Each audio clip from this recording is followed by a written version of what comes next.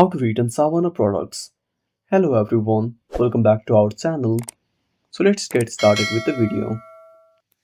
So first of all, open up the application on your device. Now wait for some time, then simply tap on the cross icon. Then tap on me at the bottom right corner. Now under my orders, simply tap on delivered.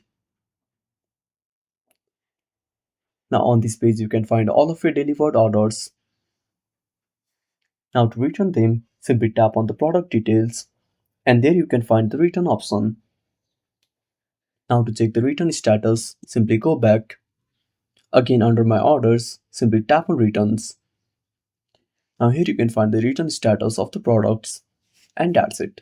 Thanks for watching. Make sure to subscribe our channel and hit the bell icon. See you in the next video.